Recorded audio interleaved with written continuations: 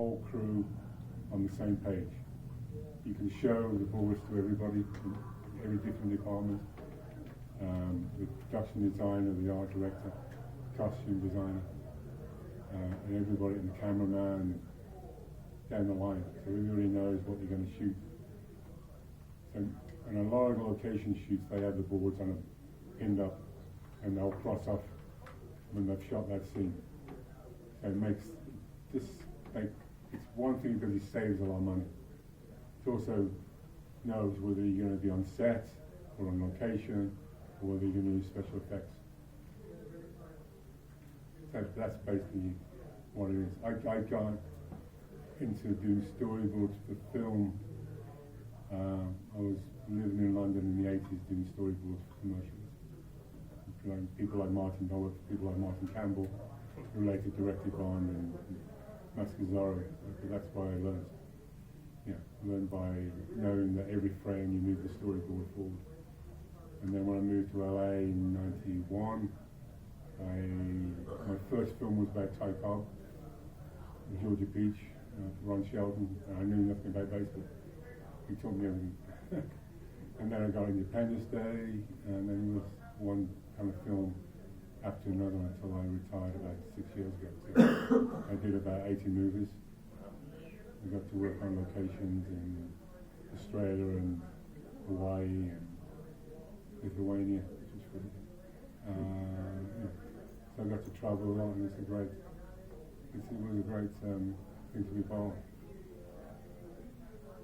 So you kind of told his story. What kind of, what's your guys' background in storyboarding? Mine is mostly independent films. I've done 5 different independent films, and then I have one right now that I'm the art director, designer, website builder, all of the above on. Currently waiting for funding, and then I will storyboard the script once we actually get the green light on the budget, because I'm not going to do it for free. No. You know, right now I've been in a holding pattern with that project since 2017, so I haven't storyboarded anything, and instead I've been self-publishing comics, which is also very related to storyboarding. I use a lot of my storyboarding techniques. In fact, one of the things I wanted to say about what storyboarding is, and this is not to contradict anything you said, but if you're a writer, one of the great things that storyboarding is it shows you where you missed stuff.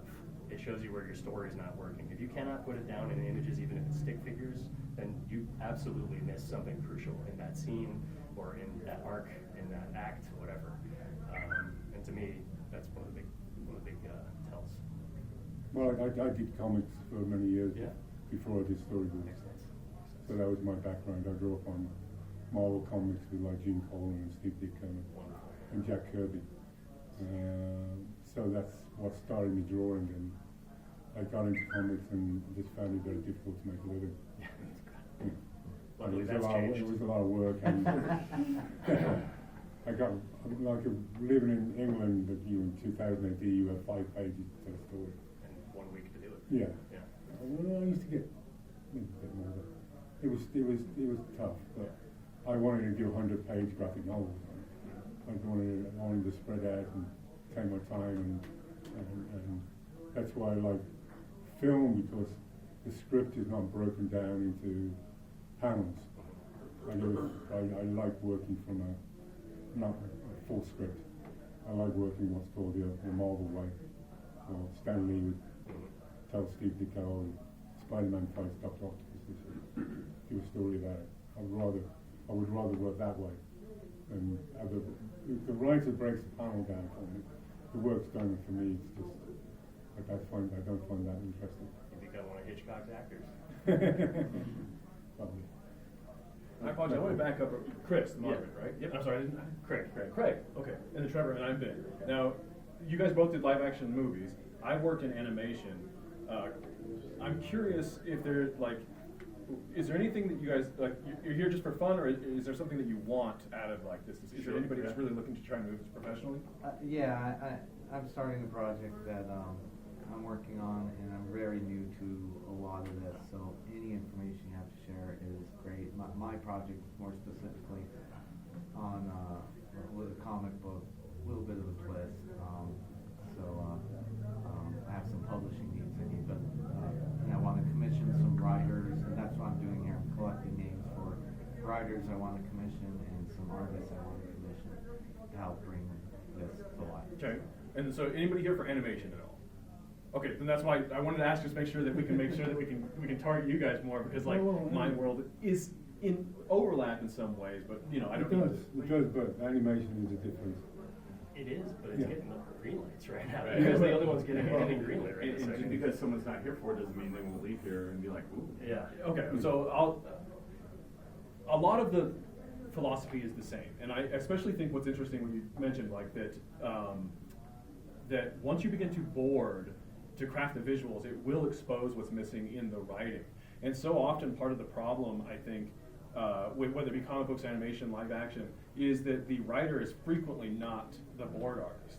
And so that puts the board artist in a very difficult space if they cannot communicate. If they're not the writer and they can't change it themselves and actually adapt to flesh out the story, it puts the board artist in a very difficult space, because it's like, all right, well, I'm missing all of these crucial story elements. Do I create that at this point? Do I just keep telling the non-story that's happening? And that is extremely frustrating. So, That's like, weird. I actually wanted to bring it up a second ago when he was talking, because he was talking about working with Martin Campbell, and I was just kind of wondering all of a sudden, where is that line of creativity? Because I know that some filmmakers are absolutely cool with it, and some filmmakers are absolutely No. not. And I know in animation, a lot of Yeah. times, by the time it gets to the storyboard artist, you should have some free reign, but you don't, because the model problem is there. it might be models, it might also be that the actors have already recorded their dialogue, Yeah, I and never so there's only realized, so much that you can tell the story without the So- character speaking. So I guess what is the taking of the leap, and is it valid to do so? That's what you're bringing up. Okay, yes, and that, so just to throw it out there real fast, and that was something I wanted to know, especially about like your guys' movie stuff, is that in my experience, whether it be comic books or animation, you're best rewarded, there's that phrase like, seek forgiveness, not permission, that by simply creating and going out and doing the job Mhm. ahead of time, you know, like, and you hand it to them, they're like, oh, this is awesome, I can't believe you did all this, you know? And so that's my, you know, like, drive forward, become that unique voice. Yeah. That way they come to you every single time and they're like, oh, this guy won't just do what he's told, he will create. It's the Brendan McCarthy method. Oh. He's the Oh, guy who did Brendan. Fury Road. Yes. Yeah, I was gonna ask So about Fury if Road. you read the book that he wrote about Yes. Fury Road, the level of involvement that he had as a No, comic book he- artist and storyboarder was nuts. Yeah, Well, he was a Years. he was a comic book artist in 2002. Exactly. Well, And there was like no, like literally no script dialogue. Right. It No. was just all story. This thing was created organically, using the method of taking the leap from George Miller's ideas and then putting his own ideas in it and going back and forth, Yeah. doing it all over again. It's an insane book if you haven't Yeah, read it. I had no Blood idea. Blood and Chrome, I think is what it's called. Really incredible creative journey. You really get to see what they went through to make those movies, that movie, and then kind of hinting at Furiosa as well. And it wasn't an easy road, so to speak. Yeah. Pun intended. Yeah, if I can ask real quick, Trevor, you've worked with so many other people, has that been, Well, I think every director works different. Like Martin Campbell, we did a chase scene in Mask of Zorro with the horses, and that took 6 weeks. He's probably But he's really very into hands-on. storyboards, right? Yeah, and we got model horses on the desk, oh, that's awesome. and then worked out the shots. The same with John Woo on Mission Impossible with the car scene. We had cars and stuff all That's a over. good car chase. Yeah, Yes. so John was, I worked with John a lot, and did a video game he did. Yeah, but every director, someone hands-on, some side that just can't do it. And I apologize, Craig, have you worked with, you've done your own script, but have you been working with other writers and stuff too? Actually, I've only storyboarded for other writers. Oh, okay. I mean, I guess technically I've storyboarded my own stuff, but I never ended up making the movies. Gotcha.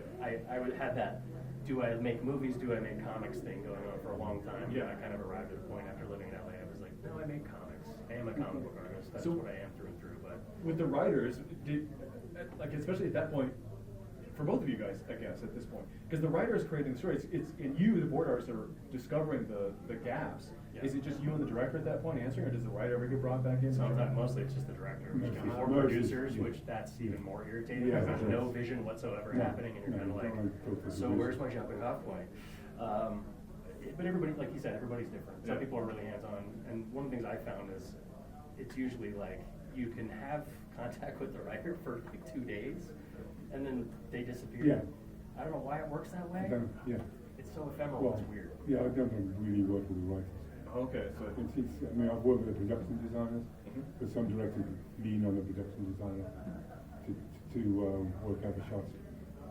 That's interesting. Like on X-Men 2. That's very special effects. Yeah. heavy. Okay. Yeah, like Okay, on X-Men yeah. 2. Gotcha. Guy Barrett was the production designer. His work was on the cell. He was an illustrator on the cell. But and also second unit director for like, because mainly what you're holding is the action sequences. Yeah. So like I'm in X-Men 2, the wolf, not wolf, the Nightcrawler scene in the White House. Yeah. Gabriel Hardman started that, and I took over from that and finished that. But that was directly with his name can't remember.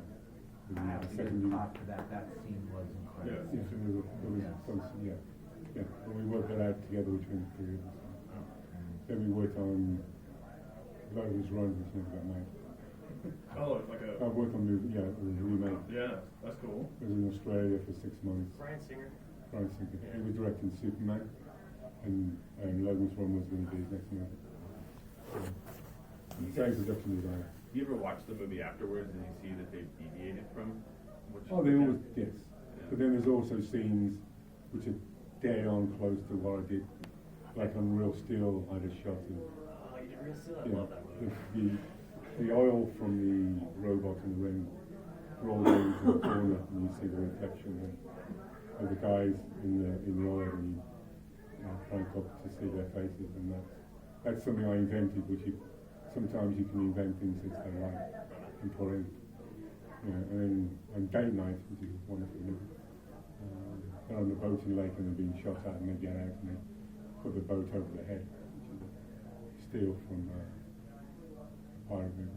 But they wrote some dialogue for that scene, so I just shot with them when they had the boat on the head underneath, so they wrote some dialogue for that. So. That's cool. So you created the scenario. That Yes. you did then. That's awesome. So, things like that happen, and things, And I wanted to ask, you asked basically but my question's slightly different, because in animation, anything I'm boarding is basically expected to be executed perfectly. And so if naturally live action is going to have some deviations, but are you guys, you're trying to tell the story, and are the Yes. deviations failing to tell the story that often? The deviations are mainly through practical reasons, whether it's budget or location or time, and things like that. Or if they think it's like if Thor: The Dark World, I did the funeral scene, which I worked on for like 6 weeks, which was like 75 shots. Dang. They cut it in half, probably because of budget and timing, and didn't think it was necessary. So. But that didn't, you don't feel like that. No, I got paid. Yeah. And I love the scene. Can I be so bold to ask a question? Yeah. So, how much storyboarding is, I don't know if there's a right way or wrong way for it. It's like, let's say you have a scene, and you're like, well, this scene's going to need 15 storyboards. Oh, no, I'll just do the scene with 5. No. Like, what is You always determined? over storyboard. What's You do that? more. You over storyboard. You do more shots. You do the shots you think will tell the story the best, and then they'll cut it down, or for various reasons. I think. So when Yeah. you storyboard, and let's say, I don't know, it's an action scene because it's something easy to think about, and let's say, ballerinas they're judged on, they have positions that they Right. hit, and you're hoping to get like this picture perfect position of them doing this move, and it's just perfectly in Yeah. position. So when you storyboard, are you trying to get those key moments? You're trying, but it's never set in concrete. Okay. It's never the final thing. It's never typically Until you one get to on one. set that day and you think, Okay. well, the lighting's over here, we've got to change. So it's never exactly to your storyboard, but the storyboards help to show the number of shots you have to do in that day. and whether that's That possible. makes sense. That's not one to one on like It's a practical thing. a movie where they're filming with equipment and people Yeah, and lighting yes. and all that, Sure. and it's a good guide. Yeah. But for a comic book or even animation, is storyboard sometimes just like the exact Well, thing? No, I mean, it really depends. Some people are very slavish with their comic book pages. They're the storyboards, the thumbnails for a comic book page, and then other people are not. I mean, I have this thing where sometimes I'm exact in my translation. Other times I'll lay it out in blue pencil, and then I'll look at it full size, and then I'll erase like a you know, 2/3 of the page, and I'll add something because my imagination gives me a flourish, and that's similar to what a director might come up with in improv No, on you the always set. do, yeah. You know, the lighting is awesome over here. Look at that tree. Oh my God! You know, look at this angle. I put the camera in the wrong place. Put this lens with that tree and the lighting. So there's magic that happens in the moment, and you need to be open to that, whatever your process is. You know, I mean, I think being slavish to anything, Right. you're putting yourself in a prison you don't want to be Yeah, in. but thumbnailing is very important, Yeah. both the process of the comic book and a film. I mean, if I get a script, I'll go to the cafe and do little thumbnails on the script, Yeah. what my initial thoughts is. Well, the throw is you can use them sometimes too. Yeah, You know, Yeah. come up But with an I- image, you're like, yeah, it doesn't work, and then Yeah. then the scene doesn't work, and then you go back to that image, you're like, oh look, that But does, I- it fits right there. I tend to So- like, I tend to like the scene in a very strong film noir Okay. kind of way where you get the composition which kind of enhances the emotion of the scene. Yeah. Now, I will say, just for animation, or at least in television animation, which is what I worked in, the storyboards, you do need to be hyper-specific about those poses, especially anything like key or storytelling-wise, because most American production is going to be shipped overseas to Korea, and so all you have is that drawing to say this is the intention.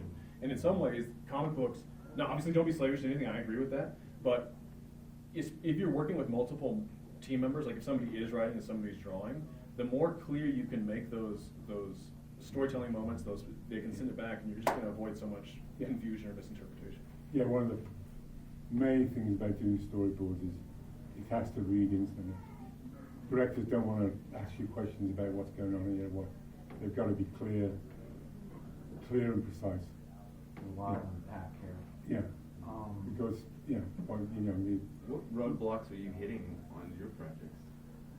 Well, I have a concern on how the writers and the storyboard people will interact, and specifically that sometimes the writing is just not that interesting, and like, what does a storyboard artist do with that when they're like, well, this is dialogue, it's not great dialogue, they just should you kind of give them some credit and it's freedom, well, you decide you just do it as a long shot. You keep it in the distance. Does the story need to see the emotions on their faces, Interesting. or do you just use close-ups? Yeah. There's different ways of doing it that makes it interesting. That's interesting. It leads me to something that's kind of adjacently related. I'll relate it back to writing here in a moment. So when you get like we'll say those tropish poses, like, a hero landing, they land, like, all right, I gotta do this again for the 8th billionth time, right? Like, what do you do to maybe make that a little bit different? Your artistic, right, just kind of flavor, I'm guessing It depends on the story. Yeah. The story depends on what they want to emphasize, what character is important, how you see them. You shoot it from behind, you get the reaction of the other person, and then reveal him.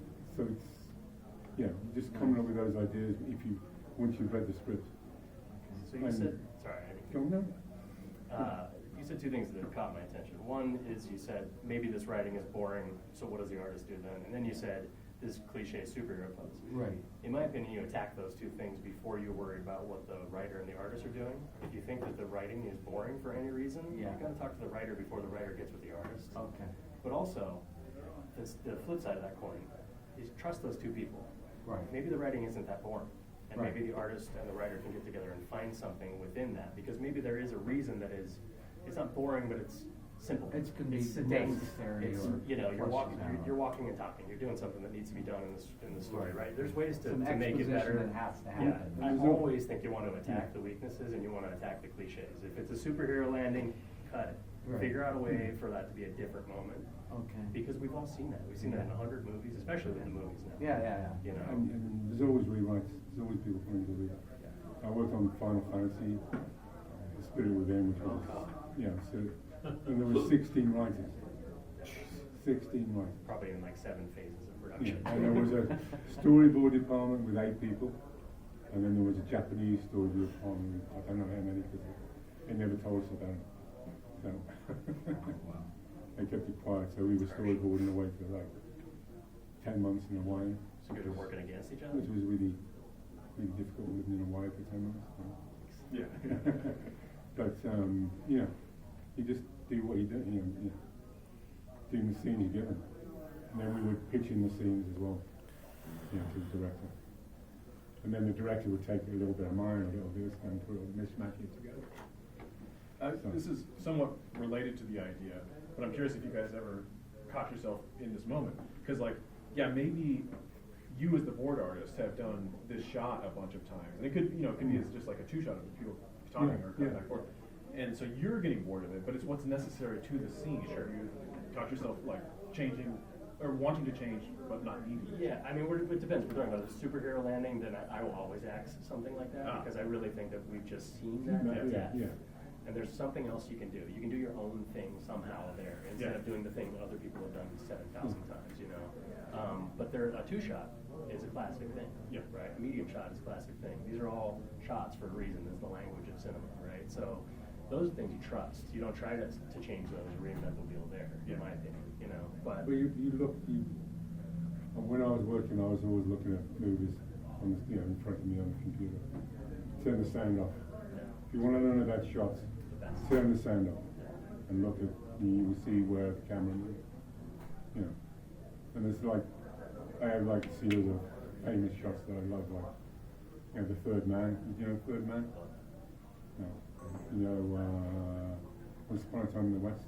You know, when she gets off the train and she comes back and she goes inside the ticket office and you see a frame inside a frame, and then the camera moves up over the station office and you see the whole town. Morricano's music comes up and crescendo. So there's certain shots that I love that I remember like that. You know, that really tells a story because she's a stranger in town. It's always about telling the story. Always. You know, try and get the emotion.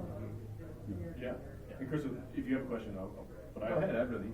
So the I'm curious, when you guys, especially in like movies, do you get the whole script, or are they providing it for you so you can have the context of all the scenes that you're working on? 80% of the time. it's also different indie versus big productions. Big productions, he's probably getting less of the script. Indie Sometimes, productions, yes. I'm getting the whole script, but I'm also only getting, I mean, I've had 2 jobs where they're like, 250 boards, 24 hours, here you go, kind of thing. Because they just wait till the very last second. Of course. You know, they're about to go into production, they only have the money for this weekend or whatever. You're just like, okay. But it's murder, right? Yeah. So I do get the whole script, so I do get to digest the whole thing. So in that case, I do get to plant some things, which I like, that you probably don't get to do as often, because if you don't know what the second half of the movie or the final arc of a character is, you don't get to plant a little thing. No. You know, so I do get I get some liberties in moments like that with any film that I like, but then I hate the schedule and the pay kind of stuff. So even when it's rushed like that, you prefer to read the whole script, that way you Yes.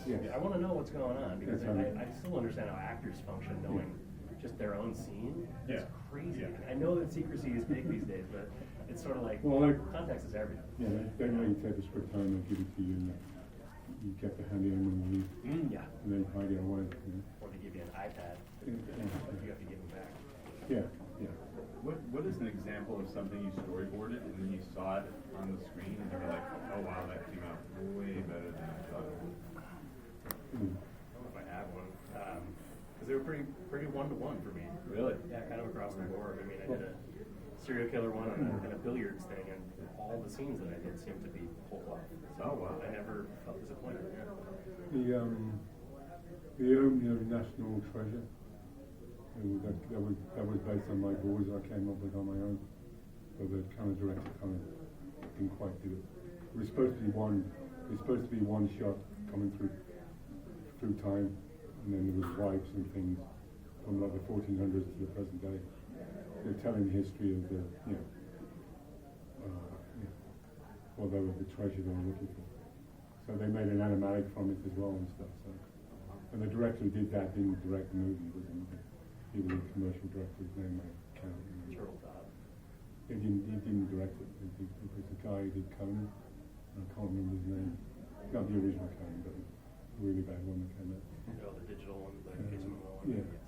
The one we don't talk about. But that and I think the horse chasing Zorro, a lot of the real steel stuff, the fights, which we choreographed. I was in the ring with the stunt guys, taking shots with them battling away, before they became robots and things like that. Yeah. But the thing about movies is every job is kind of different. And sometimes you're working on your own at home, sometimes you're on location far away, sometimes you're in the studio. Not an independent group. Far away. No, I've done a few. I did the Phoenix Incident. Oh. Do you know that? Yeah. Keith Aaron. Yeah. And we're supposed to be doing Frost Road soon. I have that on my desk. Christopher Scheid, don't even know him, he did a graphic novel, The Frost Road, which was based on my storyboards for the movies. So it's kind of if you want to see how he translated the storyboards for the movie into a graphic novel. I have that on my table. So. I tried to think really hard about your story from the animation perspective, or about your question. Yeah. And unfortunately, because of the American production process, I don't think that there was ever an instance where it improved. And that's, I think, unfortunately, the kind of the problem with the production is that in America we do this pre-production, and the storyboards have to be, like it's if you want something in there, and it might be like the subtlety of like if I jumped up and I landed, my body's going to go through a certain recovery period. That has to be in the board in the now. Like that didn't used to be the case in older animation, or like where, and it's called, I call it plussing, I guess, where in the Disney days they'll put those boards up, but they're not confining the animators to doing exactly what's on that board and only what's on that board. And that's the trouble, that if I don't literally animate, then the Koreans aren't granted, most of the time American animation is done in Korea, they're not granted the liberty of being like, well actually I need to add this movement or this, these moments or something like that. So There is no reality. American animation is unfortunately usually just continuously stepped down. Oh. It's weird, there's a lot, I'm sorry. No, I was going to say TV animation as well. Oh yeah. Step down from film stuff. There's just a lot more movement in what you do than what we do. Oh. Like independent film and animation versus big films.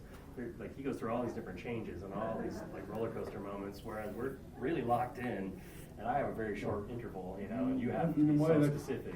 But in a way that's good. Yep. In a way that's good that you're very confined. You know exactly, it's coming back to telling the story. Whether it's an independent film or a big film or an animation. It's all back, falls down. Well, they most likely give you notes. How often do you walk in and then they're like, you have to walk back out and go back to the drawing board specifically? Well, you get revisions, but I never really get notes. You get. Can I tell you one story? Yeah. Thumbs up. Yeah, I worked for Spielberg one time on a movie called Robopocalypse. Never got made, unfortunately. They pulled it 2 weeks before shooting. Did he just pull the plug forever on that recently? No. I think he backed out of it like 2 weeks No, ago. they spent 2 years designing the film. You can't imagine the amount of What an production. investment. I know. I mean, But he's it talked about was- that movie for a decade too. And I did this 120 frame sequence of these guys attacking kind of a castle with robots. And they were nervous because he was sitting down next to me. You have the storyboards on your computer and you click through each frame. That's the way he likes to see it. He made one change in the whole sequence, but it made the sequence twice as good. Because I had the guy throwing a grenade over the gate and blowing up the gate, or at the gate. And then he said, no, throw the grenade over the gate, blow up the robot, and have the robot fall through the gate. That's why. Now, would you? What do you think? What do you think about it? Yeah. Do you think that a part of that is his allowing you the freedom to have the story that you're telling? Partly his knowledge of Yeah. filmmaking. He knows it's that 1-2 punch which directors use all the time. It's like a reveal in The Third Man. You remember that? And Orson Welles is standing in the doorway. Okay, yes. Yeah, and the cat comes up Yeah. and meows, and the woman opens the window and the light shines on his face. So again, that's a 1-2 thing. It's cause and effect. And rather than just pushing in on his face, you have the cat, promoting the woman, our owner, to open the window, and the light comes down on him. It's kind of weird how only really good directors do compound shots that add something. And it seems like there's a lot of directors that don't care about like compound elements in a shot and making your eye travel. It's one of Spielberg's biggest talents. Oh, Yes. absolutely. Paul Thomas Anderson does that too. Scorsese does it. Yes. And you like when I watch TV a lot, I'm like, oh god, there's this big sweep or a big drone shot, but there's nothing in the shot. There's nothing happening that has character. Yeah. You know. Yeah. Occasionally you get this. Yeah. Do you think the third man was that boarded? Oh, There was a show on TV, Ripley. You ever see that? Black and white on Netflix. That was like really closest thing to film I've seen on TV. It was just they shot the locations and everything, cut it together. It was just beautiful to watch. So I just like black and white. I like black and white films and film noir and stuff like that. So you guys work like pen to paper or digitally mostly? Well, really quick, Third Man was not storyboarded at all. I just found it out. Sorry to be on my phone for a split second there. I guess Graham Greene wrote an insanely detailed screenplay. Yes. So he kind of did the Alan Moore thing for Watchmen, where he's like, bullet point in the corner of this pan. Just the annoying level of detail is probably off the scale. How much detail do you use storyboard, or does storyboard typically like from a writer? Like, can a writer just write the dialogue? Writer will just write like- whatever, as long as No, right. The screenplays never really indicate the shot. Right. It's usually like so and so drives right down the street and Yeah. Right. round the corner and the dialogue and stops or something. Is that the same for you? Well, it depends on if there's an important detail that's character detail. I mean, one of the things that I think is different just as a viewer, and I can't speak to you reading the scripts for these bigger budget movies, but as a viewer, I feel like independent films put a lot more of those character details or emotional details in the shot, or like the setting descriptions and stuff. Okay. At least for me, what I've gone through, there's a lot more. And the two films are both crime films, so they're highly pathological. So maybe there was stuff in the script that was felt important to the writer. Right. So those were things that I always felt like I wanted to include in the shot. Something on a seat in the car, or like something discarded from the scene of violence in a way that had kind of a resonance to it. Like, oh God, those are her shoes or whatever. That kind of stuff is important. And sometimes they don't key in on it. It's just a detail I mentioned.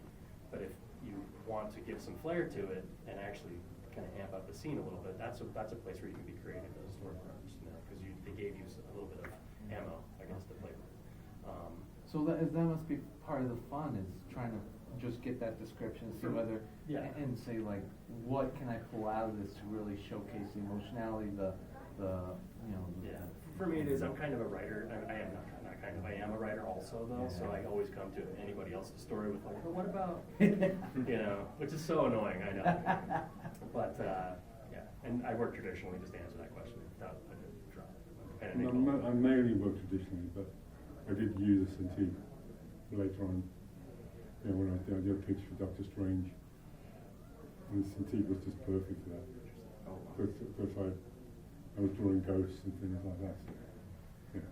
So, it's a little slower for me. Because with a pencil, I tend to do like a frame every 10 minutes, like 6 frames an hour. Exactly. Well, you being an animator, obviously you work digitally a lot. Well, so like in the old days, like I assume, like did you have some of the Disney boards and stuff in there starting in the beginning? No, this is all live action. Okay, so in the old days of boarding, like all the way into the 90s, probably even into the 2000s, the classic way to board animation was on a single piece of paper there would be 3 squares or rectangles, and each one would only give the idea of the shot. And if it, it might elaborate into like if there was camera movements or complicated, but it left a lot of room for the animators to come in. In the modern world though, there's a program called Storyboard Pro, and you're basically doing rough animation, if not full animation, the entire time. So like it is all digital, and like I'm doing all kinds of camera movement. We're incorporating 3D models to try and get like, you're basically, you're making the movie, but you're still a storyboard artist. Oh, that was what I was going to say. A lot of jobs now, I've looked around for jobs in the last year, a lot of them require that you use that now. Even if I want to draw stuff traditionally, I kind of can't, which it hamstrung me from getting work last year, which was fine because I ended up on a different track that I wanted to be on. But there was a moment where I was like, do I need to make the transition? I really don't want to make, it just made me so sad. So, but some artists are born to work digitally, you know, like that's just my personal taste, you know. I just don't like being on the screen. So. Are you concerned, I hate to say the evil word of AI, but are you concerned, because I've seen, yeah, I know, I was right? going that way, I was going that way. So, you being especially in the animation side where I've seen where like they can draw one scene and then draw kind of like a scene maybe like 5 seconds later, 10 seconds later, and it'll fill in all that. So, I guess, I haven't seen this incorporated, but I think that, you know, for business, you're gonna make business decisions, right? And so if they can make something for cheaper, that's the only motivation, naturally. But for decades now, we've had something called tweening, where, so you're like if a hand moves from like one frame to here, the computer's doing that thing, right? But there's no life to that animation. And most of the time, these companies don't care about that anyway. So the AI thing doesn't really matter in the sense of like and it's not that they're like evil people or something like that. They're just doing their job. And their job is to make sure this gets done at this time and is delivered at this product at this price. Yeah. But That- it definitely hits the quality. I mean, you can feel it. Yeah. People Yeah. just feel it. Well, there are, Yeah. The slop is there are storyboard guys I know who are working with AI companies, because they can't do this, you know, they can't invent the shots that they need, so they're using storyboard artists to do it, then they take it further. You know, but you can't invent the shot, don't make them but I kind of disagree. I think it's inevitable. Like modern technology, you know, I mean, when videos came in, people thought it would kill the cinema. And, when Photoshop came in, and other technologies came in, you know, it's where you're going to use it. You know, I get tons of AI on my phone, and some of it's incredibly beautiful. Yeah, it's like 1 out of 10,000. I The feel color like. but there's ideas in there, which is the color combinations, which I would never have thought of. All of it is overdone. It's too much. Yes. It's too much. It's like having meat for every meal or something. Yeah. You've got to get your meat and veg and stuff like that into the mix. But I think for a production designer or a costume designer, it could be a good starting off point to say this is the direction we want But to. see, that's what I like, is that you use the word idea, right? Starting off point. These Yes. are all crucial elements, Yes. right? It's just it's not the final product, No. it's not the answer. No. Yeah. And I was gonna say there's a backlash happening right now just in comics. I'm noticing where AI is just not welcome. No. Not welcome. And I there's think not also for it, no. sales of original art are going up, sales of physical copies of books are going up, more comic book stores are opening up. So Yeah. there's a backlash where people are like, no, we want humanity in our There's no- humanity. But Right. there's this thing that is happening where filmmakers are trying to make films purely with AI, and they're all realizing, oh shit, it's actually so hard. I It's not can't gonna make this work. do what I want it to do, and it's Well, taking them a lot longer to well, get a finished result yeah. than it would take one of us to get the finished Well, result. when previews came in, all the storyboard I was saying, no, it's going to kill it. It's not going to work anymore because everybody's doing previews. But previews doesn't really work that well because you can do anything. And, you can put the camera, you can move the camera around and stuff like that. And, I think I might have used it too much on, Tintin when Spielberg and was it Del Toro? Yeah. I mean, that looks horrible because they're doing things that aren't physically It's true. based in the real world. And otherwise, it's a great movie. Yeah. But those camera movements are so distracting. Yes. They suck you right out of the story. Yeah, so again, it's telling them, because Tintin's a very, if you know the comic book, it's a very, very soft, Weird calm thing that was done in the 30s and 40s by a Belgian artist, It should have been a 2D animated Yeah. movie, in my opinion. But which was the first comic I ever read. Yeah. what I was going to Yeah. say, though, is that I think there might be a ping pong that's going to happen in the future where the humans are going to be required. Storyboard artists are going to be required Yes. because, in Photoshop or Procreate, you can do anything. But that doesn't mean that you can make good art because you have a gajillion tools. You only end up using like 4 or 5 of those tools to actually make finished product, right? So we have to become the Yeah. crucial 4 or 5 tools. And that means we probably have to sharpen our skills up and kind of understand how to integrate ourselves in the process with AI. But I do think that what's going to happen is that backlash is going to just make people turn back to people. Because people, we're people. It's all for people, it's by Yeah. people, and that's probably what's going to be the name of the So game. soul out of it, yeah. Comics got such a wide variety of ideas and designs and different styles. There's always something interesting to look at. You know, whether it's manga, whether it's comics from Argentina or European comics, which is kind of a love of mine. You know, 'cause I think they tell, you know, good stories like they do the best westerns, you know, better than we do. Same as spaghetti westerns. You know, so yeah, there's just a lot of stuff out there. And I still, you know, even though I'm retired, semi-retired, I still look at go to the comic store every couple of weeks to see what's out there. Retired, but you're making that 100-page graphic novel, right? Come on, man. And I'm actually working on taking what I've learned in storyboards and comics and doing some Western fine art. Oh, They're working for galleries and stuff like that. nice. That's They're nice. pushed in black and white and in painting.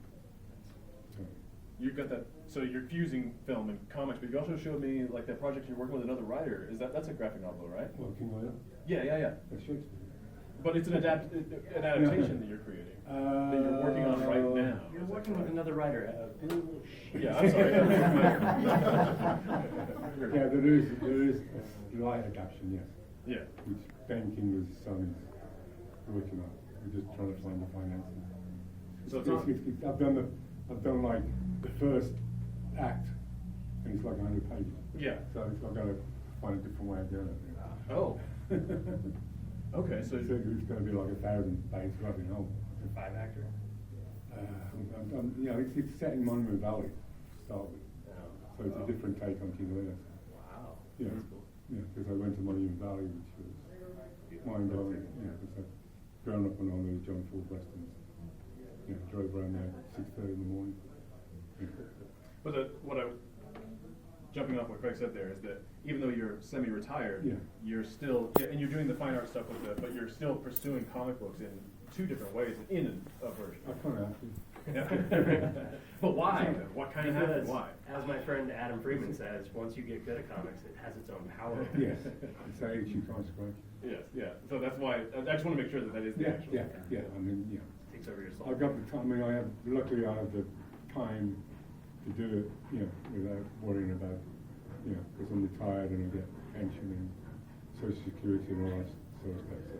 It does seem like a dangerous talent to have, storyboarding, because I feel like if you could storyboard, you could always just have that creative want to do a comic. Yeah, well, it's not dangerous because if you want to make a film, it's dangerous because you'll never get your movies made. Okay. Especially right now, the industry sucks. No, it's not. Yeah. But if you're a comic book creator, you can just make comics hand over fist and publish them yourself. These things is so easy. But that's what I was gonna ask, self-publishing I mean, stuff look, and all that. marketing is a pain in the ass no matter what you make, Right. but you can make the entire finished product yourself, and you can do it on a very low budget. Right. So if you have a filmmaker's brain or a novelist's brain, and you can draw or you can hire an artist, I mean, you can just go off with your stories. So, it's one thing that I love about it. We're close. Other than this guy, does anybody else have a question that they'd like to ask? You're fine. Well, I had a question about the animation stuff. Like, I know, for instance, Rick and Morty in the Vat of Acid episode, a storyboard artist just added that whole arc with a girl and a plane crash. And I wonder how often that happens. Do you get to do something like that? Well, I didn't know that story, so that's very interesting. I would be keen to look more into that. So my experience is, and this is true for comics or animation. So I'd be curious to basically how you guys would answer this with live action stuff. But most of the time, it's not that you're discouraged, but you're also not encouraged to add things, right? And this is part of what I was saying earlier, right? Where you get the script, it's missing story elements that are necessary for the story.